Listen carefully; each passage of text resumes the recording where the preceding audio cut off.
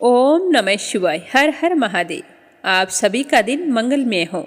मार्गशीर्ष का महीना चल रहा है जो भगवान श्री कृष्ण को अति प्रिय है। मार्गशीर्ष के महीने में भगवान श्री कृष्ण के ओम दामोदराय नमः मंत्र का 108 बार उच्चारण करने से मार्गशीर्ष माह के पुण्य फलों की प्राप्ति होती है और हमारी मनोकामनाएं पूर्ण होती है। इस मंत्र का जाप भगवान श्री कृष्ण को प्रसन्न करने के लिए किया जाता है। तो अब अपने सुनेंगे आज की कथा।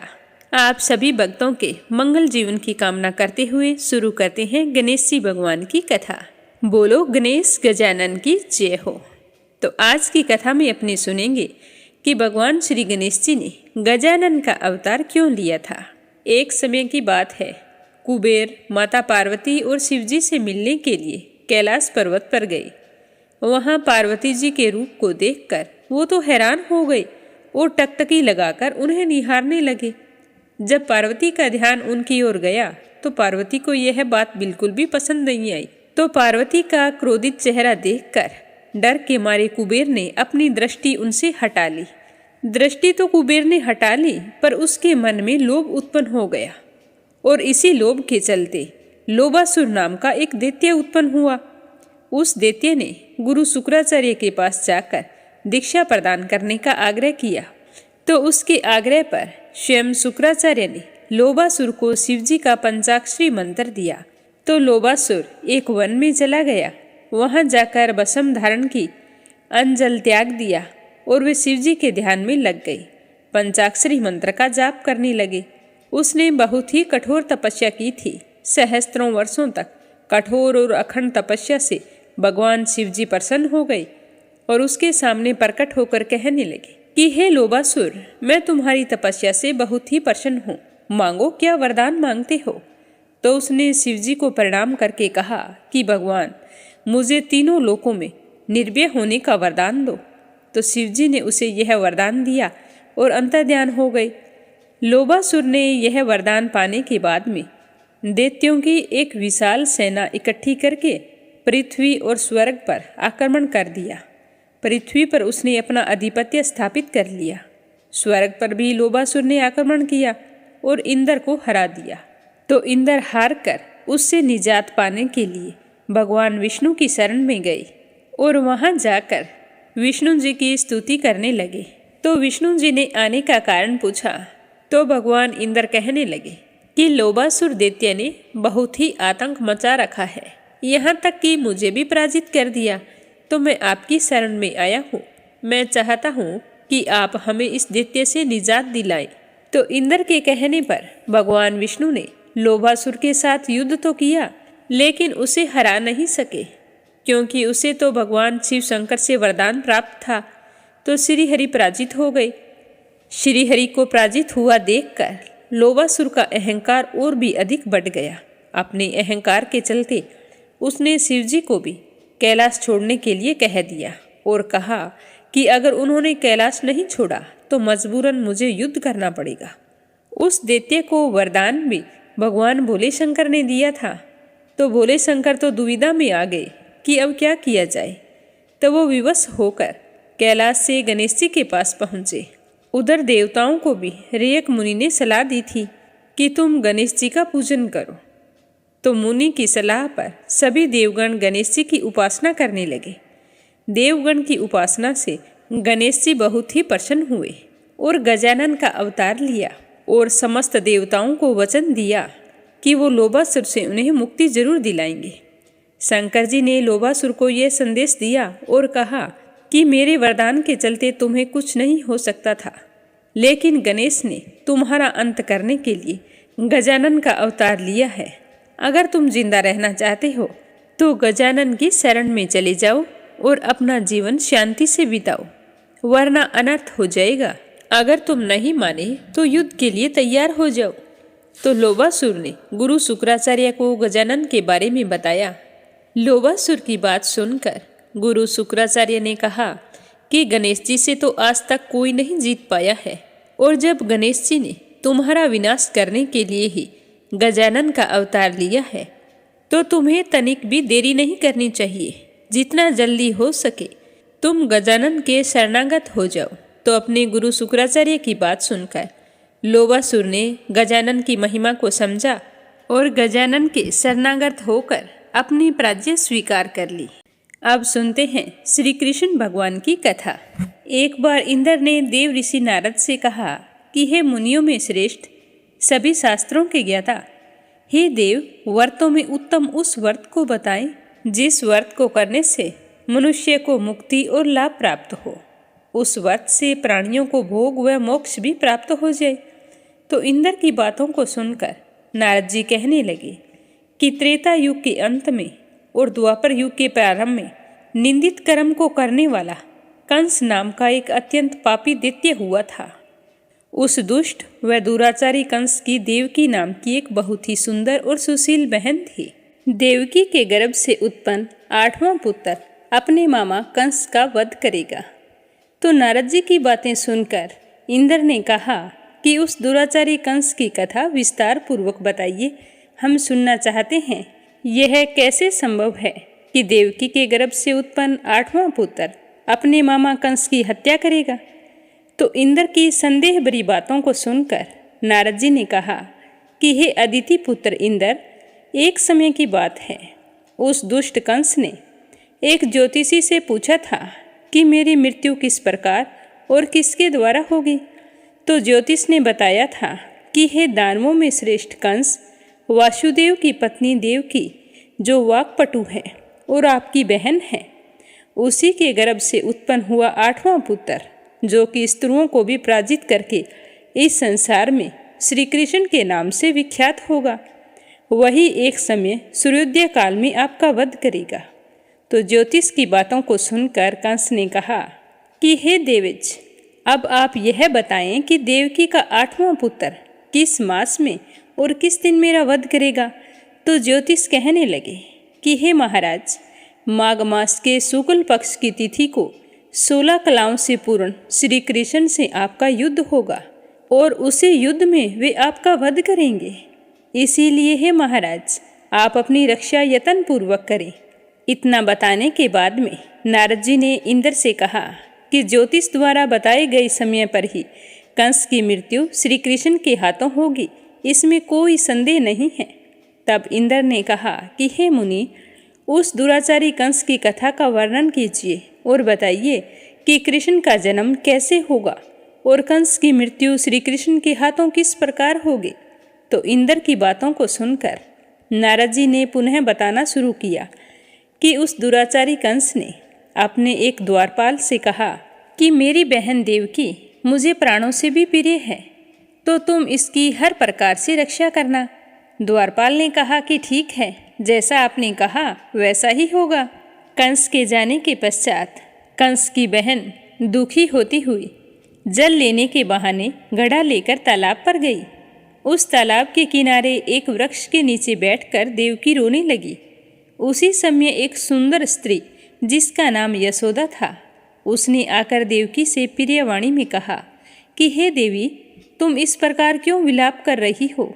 अपने रोने का कारण मुझसे बताओ। तब दुखी देवकी ने यशोदा से कहा कि हे बहन, नीच कर्मों में आसक्त दुराचारी मेरा बड़ा भाई कंस है। उस दुष्ट भाई ने मेरे कई पुत्रों को मार दिया है। वह इस समय मेरे गर्भ में जो 8वां पुत्र पल रहा है उसका भी वध कर देगा, क्योंकि मेरे भाई को यह भय है कि मेरा 8वां पुत्र उसकी मृत्यु का कारण बनेगा। देवकी की बातें सुनकर यशोदा ने कहा कि हे बहन, विलाप मत करो, मैं भी गर्भवती हूँ। यदि मुझे कन्या हुई तो तुम अपने पुत्र के बदले उस कन्या को ले लेना। इस प्रकार तुम्हारा पुत्र कंस के हाथों नहीं मारा जाएगा। तो इस तरह वो तो तालाब पर यशोदा के साथ वार्ता कर रही थी और पीछे उसका भाई कंस घर पर आ गया और द्वारपाल से पूछने लगा कि द्वारपाल, देवकी कहाँ है? दिखाई नहीं दे रही। तब द्वारपाल ने कंस से बड़ी ही नम्र वाणी में कहा कि हे महाराज, आपकी बहन जल लेने के लिए तालाब पर गई है। तो यह सुनते ही कंस क्रोधित हो उठा और कहा कि तुम पीछे जाओ, देखो वो कौन से तालाब पर गई है। और कंस बुरी तरह से घबरा गया कि क्या पता मेरी बहन बच्चे की हत्या के डर से कहीं भाग ना जाए। तो द्वारपाल तालाब पर गया जहाँ पर देवकी बैठी थी देवकी पर नजर पड़ते ही द्वारपाल ने कहा कि तुम यहाँ किस कारण से आई हो। तो उसकी बात सुनकर देवकी ने कहा कि मेरे घर में जल नहीं था, मैं तो जल लेने के लिए जलाशय पर आई हूँ। और फिर घड़ा उठाकर घर की ओर चल पड़ी। कंस ने पुनः द्वारपाल से कहा कि इस घर में मेरी बहन की तुम पूरी तरह से रक्षा करो, इसे किसी भी तरह की कोई कमी नहीं होनी चाहिए, हर चीज का प्रबंध घर पर ही कर दो, मेरी बहन को कुछ भी लाने के लिए बाहर ना जाना पड़े। अब तो कंस को इतना भय लगने लगा था कि घर के भीतर दरवाजों में विशाल ताले लगवा दिए, दरवाजे के बाहर दैत्यों और राक्षसों को पहरेदारी के लिए नियुक्त कर दिया। कंस हर प्रकार से अपने प्राणों को बचाने का प्रयास कर रहा था। एक समय की बात है, सिंह राशि के सूर्य में आकाशमंडल में जलाधारी मेघों ने अपना प्रभुत्व स्थापित किया। भादो मास की कृष्ण पक्ष की अष्टमी तिथि को घनघोर अर्धरात्रि थी। उस समय चंद्रमा भी वृष राशि में था। रोहिणी नक्षत्र बुधवार के दिन सौभाग्य योग से संयुक्त चंद्रमा के आधी रात में उदय होने पर आधी रात के उत्तर एक घड़ी जब हो जाए तो श्रुति स्मृति पूर्णोक्त फल निसंदेह प्राप्त होता है। इस प्रकार बताते हुए नारद जी ने इंद्र से कहा कि ऐसे विजय नामक और शुभ मुहूर्त में श्री कृष्ण का जन्म हुआ और श्री कृष्ण के प्रभाव से उसी क्षण बंदी गृह के दरवाजे स्वयं खुल गए। द्वार पर पहरा देने वाले राक्षस और दैत्य सारे मूर्छित हो गए। देवकी ने उसी क्षण अपने पति वसुदेव से कहा कि हे स्वामी, आप निद्रा का त्याग करें और मेरे इस पुत्र को गोकुल में ले जाएं। वहां इस पुत्र को नंद गोप की धर्म पत्नी यशोदा को दे दें। तो वसुदेव जैसा देवकी ने कहा था वैसा ही किया, अपने नन्हे शिशु को लेकर चल पड़े। उस समय यमुना नदी पूर्ण रूप से बाढ़ग्रस्त थी। पानी की बड़ी बड़ी लहरें उफान खा रही थी। भय से डरते हुए धीरे धीरे वसुदेव उस पानी की नदी में उतर गए। जैसे ही वो यमुना को पार करने के लिए नदी में उतरे तो उसी क्षण बालक के चरणों का स्पर्श होते ही यमुना जी पूर्व स्थिर हो गई और शेष नाग स्वयं उस नन्हे बालक की रक्षा करने लगे। अनेकों कठिनाइयों को पार करने के बाद वासुदेव गोकुल पहुँचे और नंद के घर में प्रवेश करके उन्होंने तत्काल अपना पुत्र उन्हें दे दिया और उसके बदले में उनकी कन्या ले ली और वापस आकर कंस के बंदी गृह में पहुंच गई। प्रातःकाल जब सभी राक्षस पहरेदार निद्रा से जागे तो कंस ने द्वारपाल से पूछा कि देवकी के गर्भ से क्या हुआ है, मुझे पता लगा कर बताओ, नन्हे शिशु के रोने की आवाज़ आ रही है।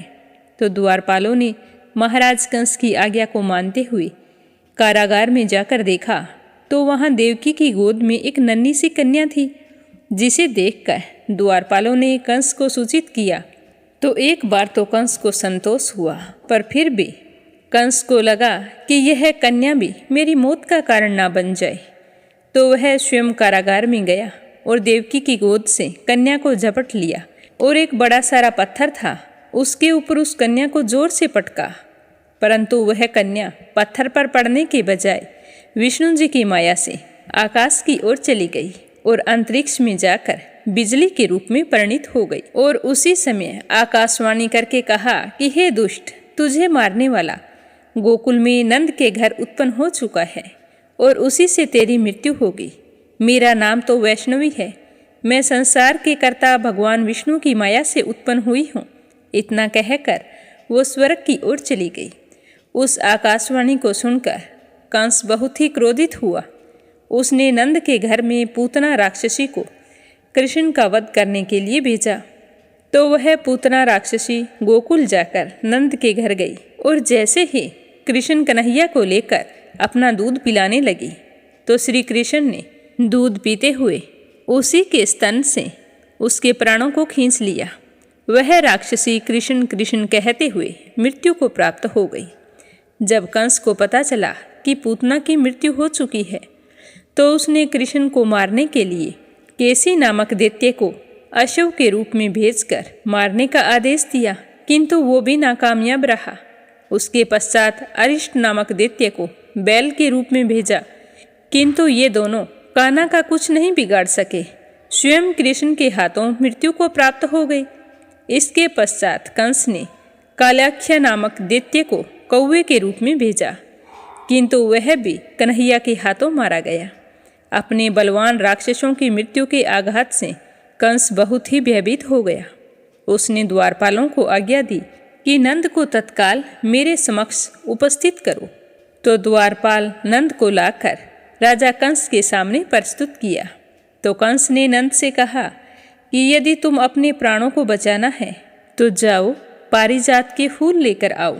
यदि तुम नहीं ला पाई तो तुम्हारा वध निश्चित है। कंस की बातों को सुनकर नंद ने कहा कि ऐसा ही होगा, मैं फूल लेकर जरूर आऊँगा, और अपने घर को चले गए। घर आकर उन्होंने सारी बात अपनी पत्नी यशोदा को बताई, जिसे श्री कृष्ण कन्हैया भी सुन रहे थे। तो एक दिन श्री कृष्ण अपने मित्रों के साथ यमुना नदी के किनारे खेल रहे थे और खेलते खेलते जानबूझकर अपनी गेंद को यमुना नदी में फेंक दिया। गेंद फेंकने का मुख्य उद्देश्य यही था कि वे किसी प्रकार पारिजात के फूल लेकर आना चाहते थे। तो वे कदम के वृक्ष पर चढ़कर यमुना में कूद पड़े। श्री कृष्ण के यमुना में कूदने का समाचार श्रीधर नामक गोपाल ने यशोदा मैया को सुनाया। तो यह सुनकर यशोदा भागती हुई यमुना नदी के किनारे आ पहुंची। उसने यमुना नदी की प्रार्थना करते हुए कहा कि हे यमुना, मेरे बच्चे की रक्षा करो। अगर मेरा बच्चा सही सलामत आ जाएगा तो मैं भाद्रपद मास की रोहिणी युक्त अष्टमी का व्रत अवश्य करूंगी, क्योंकि दया, दान, सज्जन प्राणी, ब्राह्मण कुल में जन्म, रोहिणी युक्त अष्टमी, गंगाजल एकादशी, गया श्राद्ध और रोहिणी व्रत ये सभी दुर्लभ हैं। हजारों अश्वमेघ यज्ञ, सहस्त्रों राजसूय यज्ञ, दान, तीर्थ और व्रत करने से जो फल प्राप्त होता है वह सब श्री कृष्ण जन्माष्टमी के व्रत को करने से प्राप्त हो जाता है। यह बात नारद ऋषि ने इंद्र को बताई थी। तो सुनकर इंद्र ने कहा कि हे मुनियों में श्रेष्ठ नारद, यमुना नदी में कूदने के बाद उस बाल रूपी श्री कृष्ण ने पाताल में जाकर क्या किया, यह भी हमें बताएं। तो नारद जी ने कहा कि हे इंद्र, जब कृष्ण कन्हैया यमुना नदी में कूदकर पाताल में चले गए तो वहां पहुंचने के बाद श्री कृष्ण से नागराज की पत्नी ने कहा कि तुम यहाँ क्या कर रहे हो, कहाँ से आए हो और तुम्हारा यहाँ आने का कारण क्या है? क्या तुमने दूत क्रीड़ा की है जिसमें अपना सारा धन हार गए हो? यदि यह बात ठीक है तो कंकड़, मुकुट और मणियों का हार लेकर अपने घर चले जाओ, क्योंकि इस समय मेरे स्वामी सो रहे हैं। यदि वे उठ गए तो तुम्हारा भक्षण कर जाएंगे। तो नाग पत्नी की बात सुनकर श्री कृष्ण ने कहा कि हे कांते, मैं किस कारण से यहाँ आया हूँ वह सारा वृतांत तुम्हें बताता हूँ। समझ लो कि मैं कालिया नाग के मस्तक को कंस के साथ जुए में हार चुका हूँ और वही लेने आया हूँ। तो बालक श्री कृष्ण की इस बात को सुनकर नाग की पत्नी को बहुत ही गुस्सा आया और उसने अपने सोए हुए पति को उठाते हुए कहा कि हे स्वामी, आपके घर यह स्त्रु आया है, आप इसका हनन कीजिए। तो अपनी स्वामिनी की बातों को सुनकर कालिया नाग निद्रावस्था से जाग पड़ा और बालक श्री कृष्ण से युद्ध करने लगा। इस युद्ध में श्री कृष्ण को मूर्छा आ गई। उसी मूर्छा को दूर करने के लिए उन्होंने गरुड़ का स्मरण किया। स्मरण होते ही गरुड़ वहां आ गए। तो श्री कृष्ण कन्हैया उस गरुड़ पर चढ़कर कालिया नाग से युद्ध करने लगे और उन्होंने कालिया नाग को युद्ध में पराजित कर दिया। अब कालिया नाग ने भी भली भांति जान लिया था कि मैं जिनसे युद्ध कर रहा हूँ वे भगवान विष्णु के अवतार श्री कृष्ण हैं। यह सब कुछ पता चलते ही कालिया नाग ने श्री कृष्ण के चरणों में साष्टांग प्रणाम किया और पारिजात से उत्पन्न बहुत सारे फूलों को मुकुट में रखकर कृष्ण कन्हैया को भेंट किया। जब श्री कृष्ण जी चलने लगे तो कालिया नाग की पत्नी ने कहा कि हे स्वामी, मैं श्री कृष्ण को नहीं जान पाई। हे जनार्दन, मंत्र रहित, क्रिया रहित, भक्ति भाव रहित मेरी रक्षा कीजिए। हे प्रभु, मेरे स्वामी मुझे वापस दे दें। तब श्री कृष्ण ने कहा कि हे सर्पिणी, दैत्यों में जो सबसे बलवान है उस कंस के सामने मैं तेरे पति को ले जाकर छोड़ दूंगा, अन्यथा तुम अपने घर को चली जाओ। अब श्री कृष्ण कालिया नाग के फन पर नृत्य करते हुए यमुना जी के ऊपर आ गए। तो जैसे ही कालिया नाग ने फुंकार भरी तो तीनों लोग कंपायमान हो गए। अब श्री कृष्ण कंस की मथुरा नगरी की ओर चल दिए। वहां जाकर पारिजात के पुष्पों को दिया और वापिस लौट आई और कालिया नाग यमुना के मध्य जलाशय में चला गया। यह देखकर कंस बड़ा ही हैरान था और श्री कृष्ण बड़े ही प्रसन्नचित मन से गोकुल लौट आई। उनके गोकुल आने पर उनकी माता यशोदा ने विभिन्न प्रकार के उत्सव किए। अब इंद्र ने नारद जी से पूछा कि हे महामुनि, संसार के प्राणी बालक श्री कृष्ण के आने पर अत्यधिक आनंदित हुए। आखिर श्री कृष्ण ने क्या क्या चरित्र किया, वह सब भी मुझे आप बताने की कृपा करें। तो नारद जी ने इंद्र से कहा कि मन को हरने वाला मथुरा नगर यमुना नदी के दक्षिण भाग में स्थित है। वहाँ कंस का महाबलशाली भाई चाणूर रहता है। उस चाणूर से श्री कृष्ण के मल्ल युद्ध की घोषणा की गई। इंद्र, कृष्ण और चाणूर का मल्ल युद्ध अत्यंत आश्चर्यजनक था।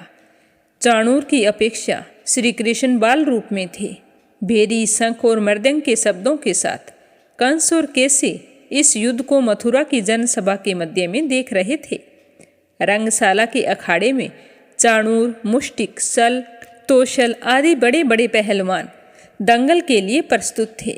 महाराज कंस अपने बड़े बड़े नागरिकों तथा मित्रों के साथ एक बड़े ही ऊंचे मंच पर विराजमान था और यह सब कुछ देख रहा था।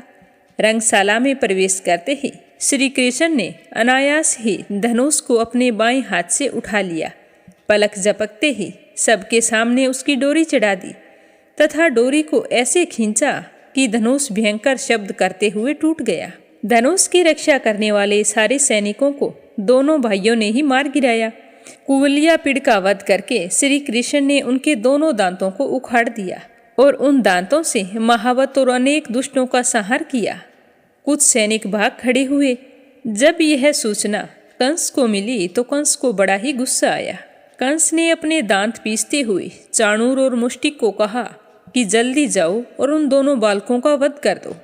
तो इतने में श्री कृष्ण और बलराम अपने अंगों पर खून के छींटे धारण किए हुए और उस हाथी के विशाल दांतों को अपने कंधे पर धारण कर रखा था, सिंह शावक की भांति मुस्कुराते हुए अखाड़े के समीप पहुंचे। तो चाणूर और मुष्टिक ने उन दोनों भाइयों को मल्ल युद्ध के लिए ललकारा।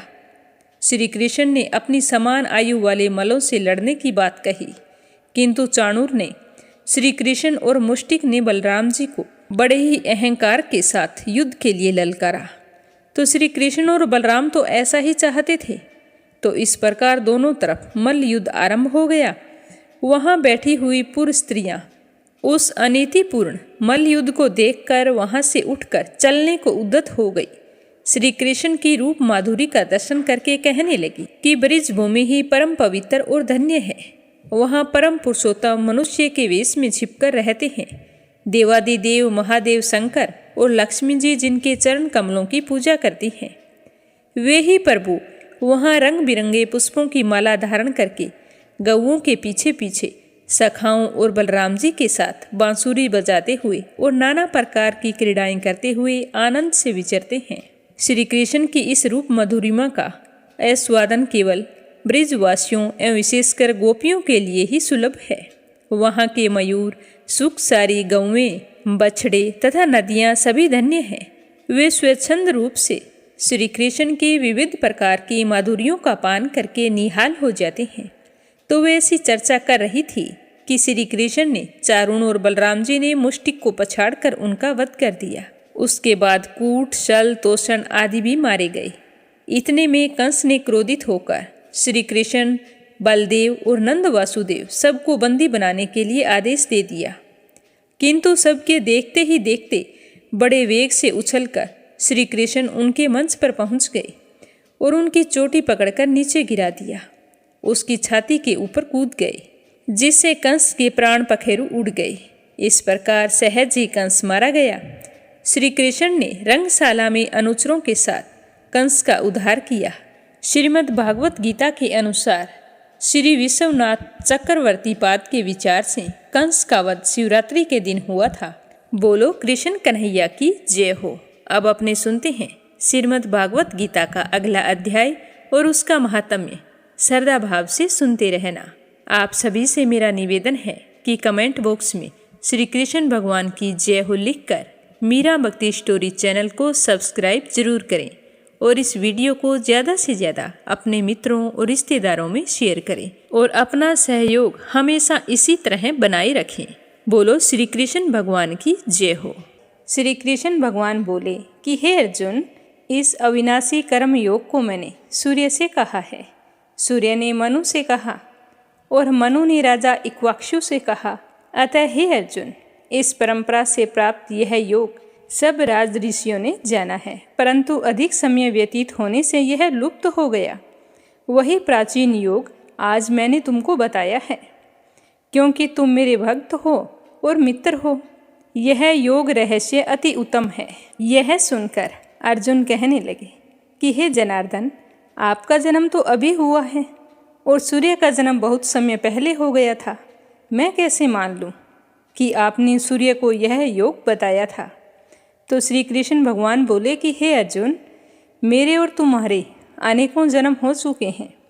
मुझे सारे जन्म याद हैं, परंतु तुम भूल गए हो। मैं जन्म से रहित अविनाशी संपूर्ण प्राणियों का स्वामी अपनी प्रकृति में स्थित हूँ, तथापि अपनी माया से ही जन्मता हूँ। हे भारत, जब जब धर्म की हानि होती है और अधर्म का प्रकोप बढ़ जाता है, तब तब मैं जन्म लेता हूँ। साधुओं की रक्षा, पापियों का विनाश और धर्म की स्थापना करने के लिए प्रत्येक युग में जन्मता हूँ। जो मेरे इस अलौकिक जन्म और कर्म का तत्व जानता है, वह मृत्यु होने पर फिर जन्म नहीं लेता और मुझ में ही लीन हो जाता है। इस भांति मोह, भय और क्रोध त्याग कर मुझ में भक्ति करके और मेरी शरण गति हो, बहुत से मनुष्य ज्ञान रूपी तप से पवित्र होकर मुझ में ही मिल गए हैं। जो जिस भाव से मेरा पूजन करता है, उसको मैं उसी प्रकार का फल देता हूँ। हे पार्थ, मनुष्य सब प्रकार से मेरे मार्ग का अनुसरण करते हैं, अर्थात वह चाहे जिसकी सेवा करे वह मेरी सेवा है। मनुष्य लोक में कर्म सिद्धि की इच्छा करने वाले लोग देवताओं का पूजन करते हैं, क्योंकि इस लोक में कर्म की सिद्धि शीघ्र ही प्राप्त होती है। मैंने चारों वर्णों की सृष्टि अपने अपने गुण और कर्म से की है। सृष्टि का कर्ता मैं ही हूँ, तथापि मुझे अकर्ता अविनाशी जानो। कर्म मुझको बद्ध नहीं कर सकते, तथापि कर्म फल में मेरी कामना नहीं है। इस प्रकार जो मुझको पहचानता है, वह कर्म के बंधन में नहीं पड़ता। इसी प्रकार समझकर प्राचीन मुमुक्षुओं ने भी कर्म किए हैं। अतः पूर्व पुरुषों के पहले ही किए हुए कर्म को तुम भी कर। हे अर्जुन, कर्म क्या है और अकर्म क्या है, इस विचार में विद्वान की बुद्धि भी चकरा जाती है। उसी कर्म का वर्णन मैं तुमसे करूँगा, जिसके जानने से संसार के बंधन छूटकर मोक्ष के भागी होंगे। कर्म, विक्रम और अकर्म तीनों का जानना जरूरी है, क्योंकि कर्म की गति गंभीर है। जो कर्म में अकर्म और अकर्म में कर्म देखता है, वही पुरुष बुद्धिमान है, वही योगी और समस्त कार्यों को करने वाला है। हे अर्जुन, कर्म करने की कोई कामना नहीं रखता और जिस समस्त कर्म ज्ञान रूप अग्नि से भस्म हो गए हैं, उसी को पंडित कहते हैं। जो कर्म फल की आशा छोड़कर करता है और उनमें आसक्ति भी नहीं रखता और निराश्य ही सदा संतुष्ट रहता है, ऐसा मनुष्य कर्मों में घिरा रहने पर भी मानो कुछ भी नहीं कहता।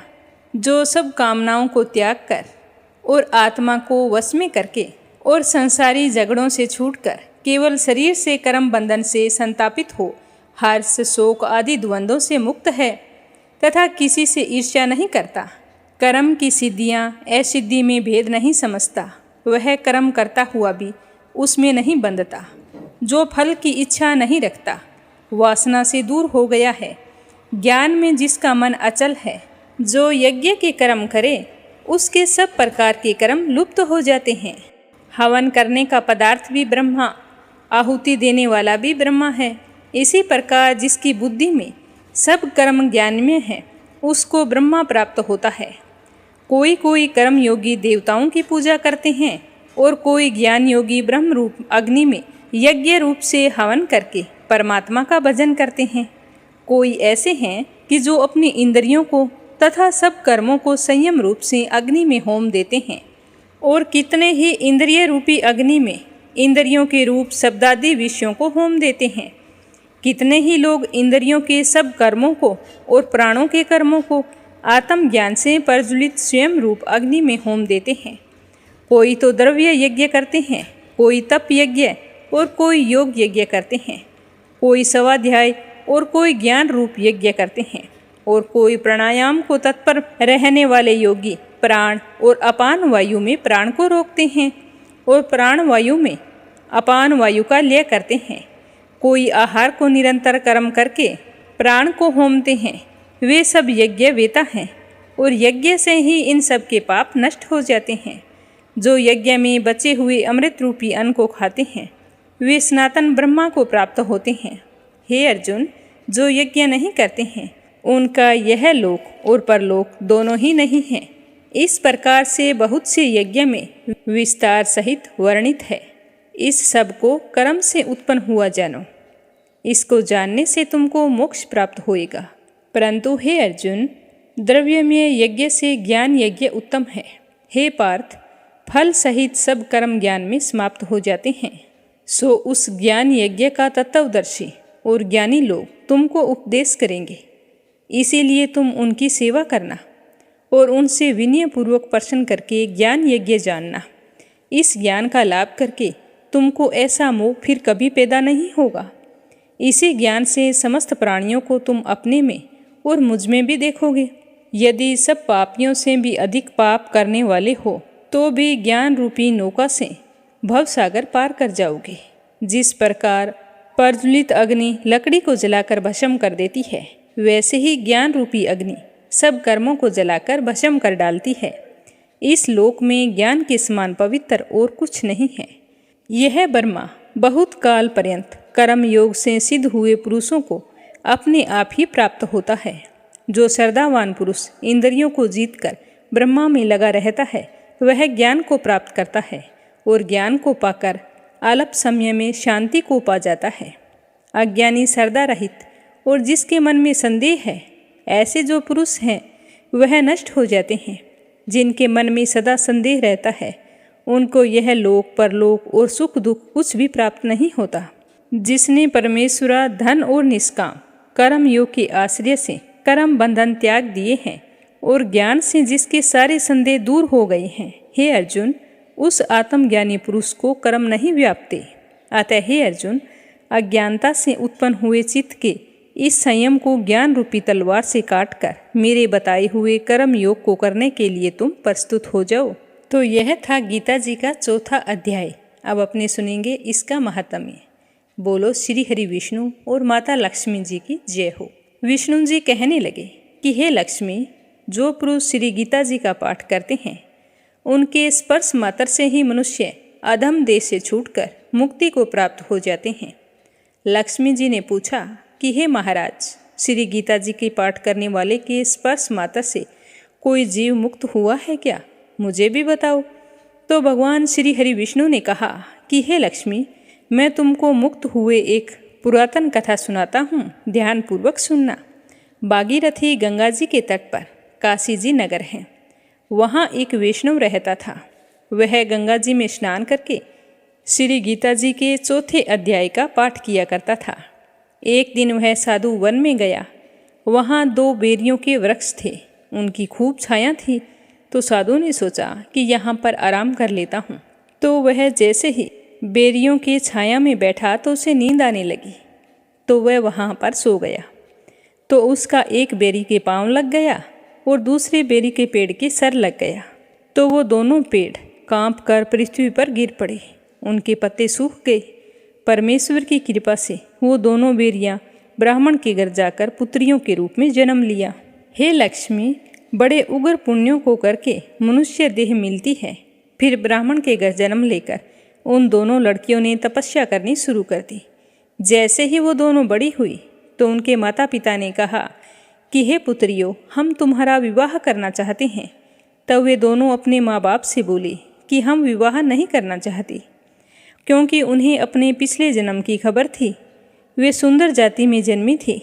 तो उन्होंने कहा कि पिताजी, हमारे मन में एक कामना है, भगवान वो पूरी करे तो बहुत ही अच्छी बात होगी।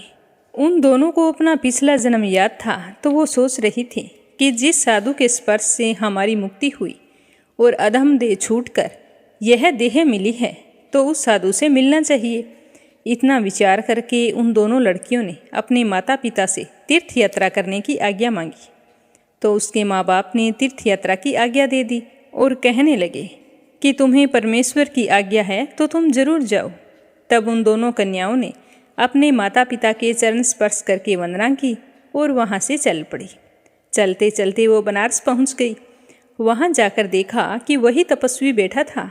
तो देखते ही वो तो हैरान हो गई कि उसी की कृपा से हमें बेरी के देह से मुक्ति मिली है। तो दोनों बहनों ने विनय के साथ कहा कि हे संत जी, धन्य हो आपको जो आपने हमें कृतार्थ किया है। तब उस तपस्वी ने कहा कि तुम कौन हो, मैं तो तुम्हें नहीं जानता। तो कन्याओं ने कहा कि हम आपको पहचानती हैं। हम पिछले जन्म में बेरी की योनि में थी। एक दिन आप वन में आए थे, तुमको बहुत ही धूप लग रही थी, तो बेरी की छाया देखकर तुम नीचे बैठ गई और तुम्हें नींद आने लगी तो तुम वहाँ पर सो गई। आपके चरण एक बेरी के लगे और दूसरी ओर आपका सर लग गया, तो हम दोनों को बेरी के देह से मुक्ति मिल गई। वहाँ से मुक्त होकर हमने ब्राह्मण के घर जन्म लिया है। हम ब्राह्मणी हैं, बड़ी सुखी हैं। तुम्हारी कृपा से हमारी गति हुई है। तो तपस्वी ने कहा कि मुझे तो इस बात की कोई खबर नहीं थी। अब तुम आज्ञा करो, तुम्हारी क्या सेवा करूं? तुम ब्रह्म रूप उत्तम जन्म श्री नारायण जी का मुख हो। तब उन कन्याओं ने कहा कि हमको श्री गीता जी के 4थे अध्याय का फल दान करो, जिससे हम देवदेही पाकर सुखी हों। तब उस तपस्वी ने उन दोनों बहनों की बात सुनकर गीता जी के 4थे अध्याय का पाठ किया और उनका फल उन दोनों बहनों को दे दिया। फल देते समय संत जी ने कहा कि तुम दोनों आवागमन से छूट जाओ।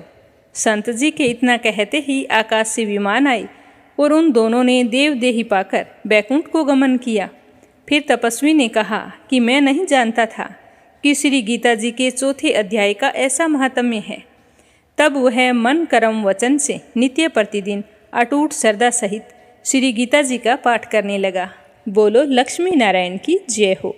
अब अपने सुनते हैं कि राधा रानी का नाम एक बार लेने की क्या कीमत होती है। राधा रानी का नाम लेते ही झूम उठते हैं कृष्ण कन्हैया।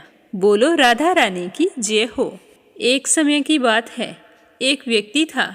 वह एक दिन संत जी के पास गया और कहने लगा कि संत जी, मेरे एक बेटा है, वो ना तो पूजा पाठ करता है, ना ही भगवान का नाम लेता है।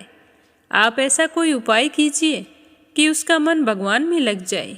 भगवान के प्रति थोड़ी बहुत श्रद्धा तो सभी में होनी चाहिए। तो उसकी बात सुनकर संत जी ने कहा कि बेटा, तुम ठीक कह रहे हो। हर मनुष्य का मन भक्ति में जरूर होना चाहिए। तुम ऐसा करना, कल तुम्हारे बेटे को मेरे पास लेकर आना। तो दूसरे दिन वो व्यक्ति अपने बेटे को लेकर संत जी के पास आया। तो संत जी उसके बेटे से कहने लगे कि बेटा, राधे राधे बोल। तो बेटा कहने लगा, क्यों, मैं क्यों बोलूं? तो संत जी ने फिर कहा कि बेटा, राधे राधे बोल। भक्ति के बारे में उसका मार्गदर्शन किया और फिर कहा कि बेटा, बोल राधे राधे। तो वह अचानक से कहने लगा कि मैं क्यों बोलूं राधे राधे। तो उसके इस तरह बोलते ही संत जी ने कहा कि बेटा, जब तुम मृत्यु को प्राप्त हो जाओगे और यमराज के पास जाओगे तो यमराज तुमसे पूछेंगे कि कभी भगवान का नाम लिया है, कोई अच्छा काम किया है? तब तुम कह देना कि मैंने जीवन में एक बार श्री राधा रानी के नाम को बोला है, अब तुम घर जा सकते हो। तो वो बाप बेटे घर आ गए। समय बीतता गया, उसके पिताजी की मृत्यु हो गई और वह भी अपनी सारी उम्र गुजार कर एक दिन मृत्यु को प्राप्त हो गया। मरकर जब यमराज के पास पहुंचा तो यमराज ने पूछा कि क्या कभी कोई अच्छा काम किया है? तो उसने कहा, हाँ महाराज, मैंने अपने जीवन में एक बार श्री राधा रानी के नाम को बोला है, आप उसकी महिमा बताइए। तो यमराज सोचने लगे कि एक बार नाम की महिमा क्या होगी, यह तो मुझे भी पता नहीं। यमराज कहने लगे कि चलो इंद्र के पास चलते हैं। तो व्यक्ति कहने लगा कि मैं ऐसे तो नहीं जाऊंगा, पहले पालकी मंगवाओ, उसी में बैठकर जाऊंगा। तो यमराज सोचने लगे कि ये बड़ी मुसीबत है। फिर भी पालकी मंगवाई, उसे बैठाया और 4 कहार लग गई पालकी उठाने के लिए। तो वो कहने लगा कि यमराज जी, सबसे आगे वाले कहार को हटाकर उसकी जगह आप लग जाइए। तो यमराज जी ने उसके कहे अनुसार वैसा ही किया। फिर सब मिलकर इंद्र के पास पहुँचे और कहने लगे कि इंद्रदेव बताओ, श्री राधा रानी के नाम लेने की महिमा क्या है। तो उनकी बात सुनकर इंद्र कहने लगे कि महिमा तो बहुत है, पर मुझे ये मालूम नहीं है कि एक बार नाम लेने की क्या कीमत है। चलो पितामह ब्रह्मा जी के पास चलते हैं, वही बताएंगे कि राधा रानी का नाम एक बार लेने की कीमत क्या होती है। तो वो व्यक्ति कहने लगा कि इंद्र जी, दूसरे कहार को हटाकर उसकी जगह आप लग जाइए, कहार का क्या काम है। तो इंद्र ने वैसा ही किया। अब एक और यमराज और दूसरी तरफ इंद्र लग गए, पहुंच गए पितामह ब्रह्मा जी के पास। तो पितामह ने सोचा कि ऐसा कौन सा प्राणी ब्रह्मलोक में आ रहा है जो स्वयं इंद्र और यमराज पालकी उठाकर ला रहे हैं। तब तक वो पितामह के पास पहुंच गए।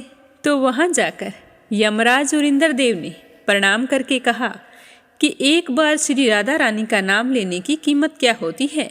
तो पितामह ब्रह्मा जी कहने लगे कि महिमा तो बहुत है, पर एक बार नाम लेने की क्या महिमा है ये तो मुझे भी नहीं पता। हाँ, भगवान शिव जी जरूर बता सकते हैं, चलो उनके पास चलते हैं।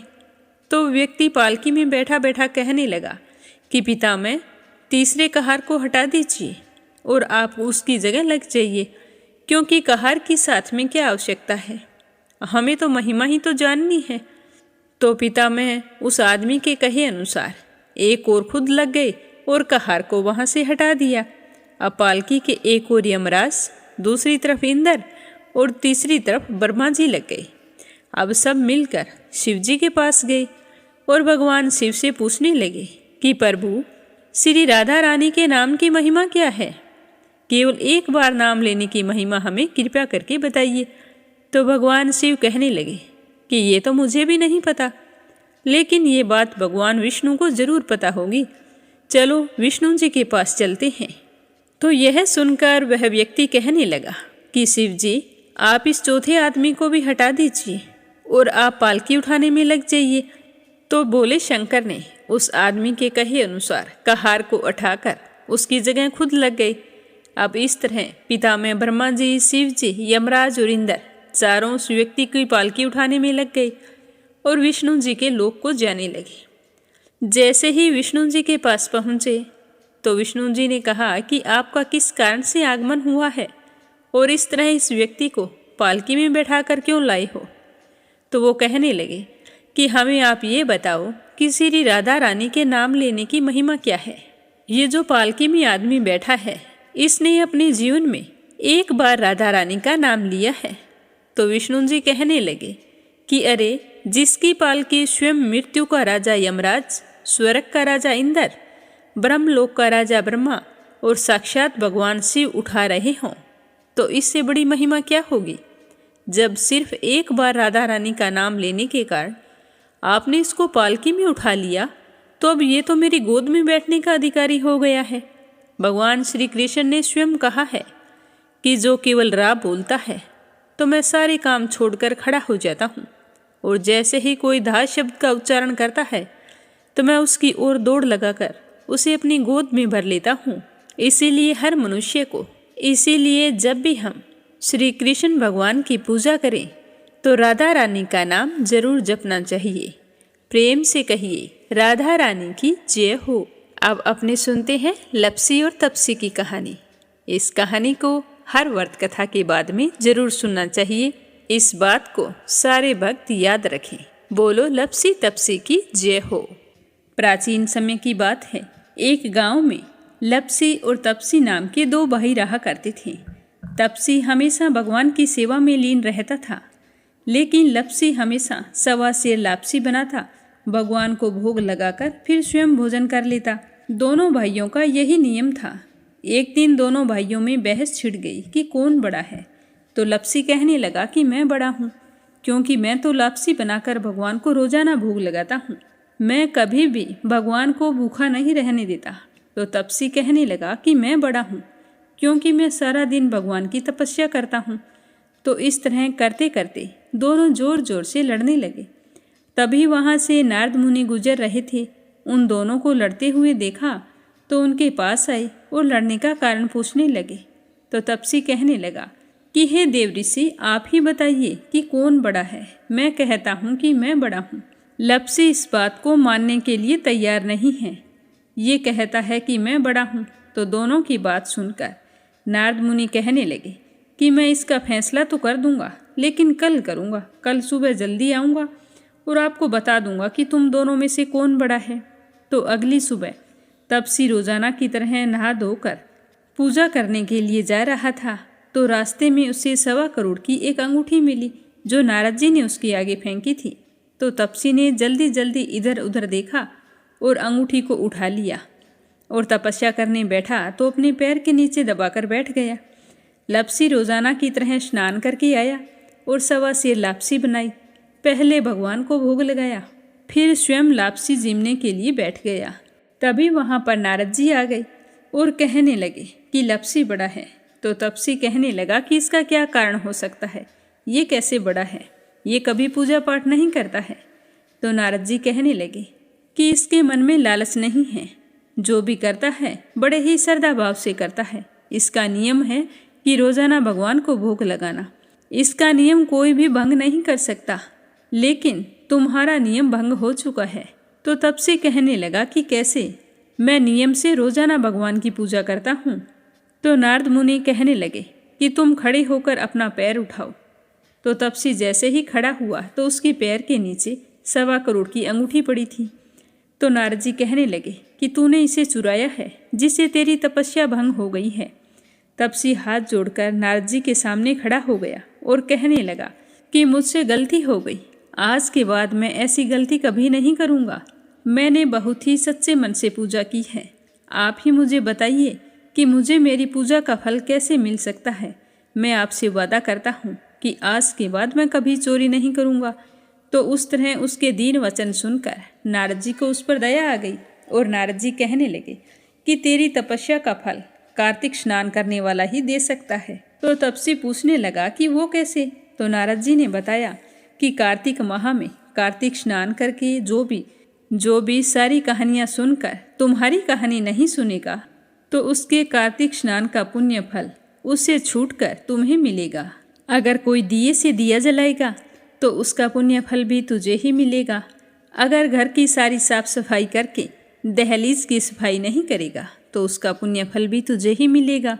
रोटी सारी बना ले लेकिन गाय और कुत्ते की रोटी ना बनाए तो उसका पुण्य फल भी तुझे ही मिलेगा। और घर पर बहन सुवासिनी आने पर उसे सूट साड़ी तीवल जो कुछ भी देते हैं, भेंट स्वरूप अगर कुछ पैसे नहीं देंगे तो उसका पुण्य फल भी तुझे ही मिलेगा। तो इस तरह नारद जी ने तपसी को पुण्य प्राप्ति का मार्ग बताया, जिसे सुनकर तपसी बहुत ही प्रसन्न हुआ और भगवान की पूजा में लीन हो गया।